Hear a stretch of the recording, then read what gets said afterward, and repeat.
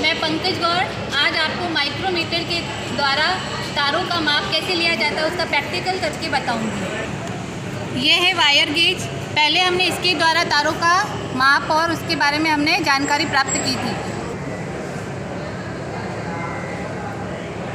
Wire gauge का माप किस में लेते हैं? HWG में। HWG का पूरा नाम? Standard wire gauge. Very good, बहुत अच्छे। है माइक्रोमीटर।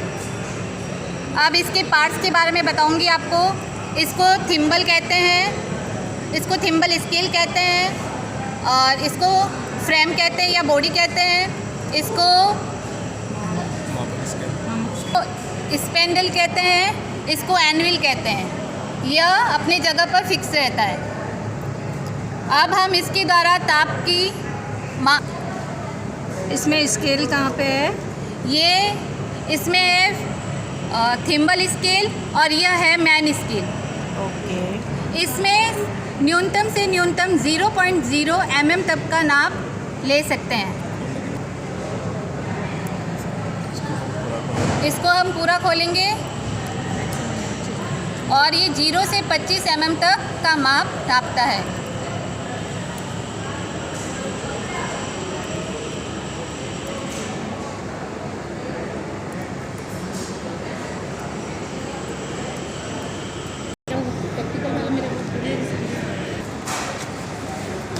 यह नट बोल्ट के सिद्धांत पर कार्य करता है। वायर गेज में जो अशुद्धियाँ आ जाती है उसके शुद्ध नाप के लिए हम माइक्रोमीटर का यूज़ करते हैं। आप कैसे लेते हैं? हम माइक्रोमीटर में स्पेंडल और उसके अंदर तार को डालेंगे।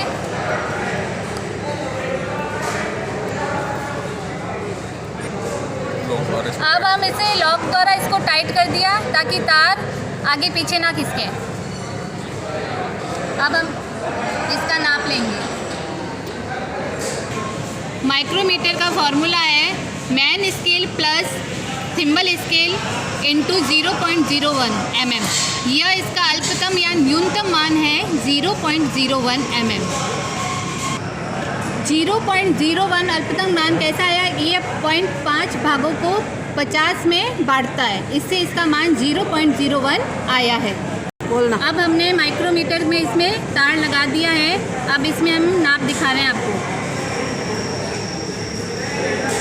अब हम माप को नोट कर लेंगे।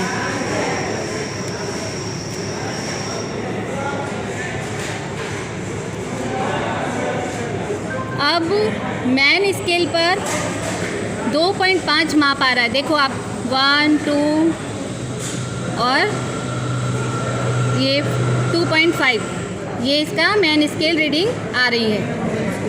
अब थिम्बल स्केल में माप आ रही है 0.3। ये रीडिंग कैसे लेंगे मैडम? इसके लिए हम सबसे पहले मैन स्केल है उसको हम देखेंगे कि वो कहाँ पर आई हुई है। जैसे कि अभी हमने कहा 2.5, तो ये 1, 2 और एक स्केल 0.5 की है। ठीक है। आगे फिर थंबल स्केल से 0 से आगे जा रहा है। मतलब कहने का मतलब ये दोनों एक ही लाइन होगी ना? हाँ, सीधी वही रीडिंग अपन नोट करेंगे। जब आएगी तब हम वो रीडिंग नोट करते हैं। ठीक है। फिर इसके हम फॉर्मूला द्वारा मान ज्ञात करते हैं कि तार का व्यास इतना है। अब हमने मान ज्ञात करा है।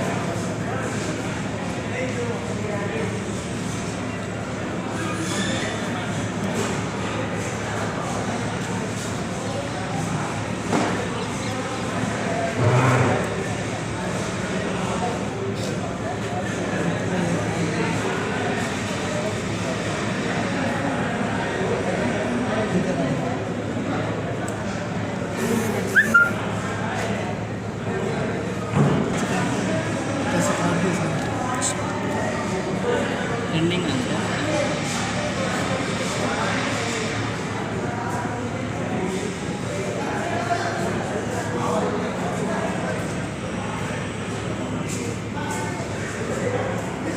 2.5 2.5 मैन स्केल प्लस 3 इंटू 0.01 और इस प्रकार से हमारा मान आया है 2.53 कुल माप mm।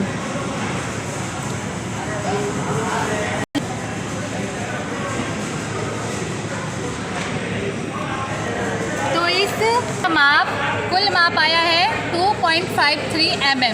अतः यह माइक्रोमीटर वायर गेज की जो अशुद्धियाँ होती है उसको दूर करने के लिए हम ये काम में लेते हैं और ये नट बोल्ट के सिद्धांत पर कार्य करता है।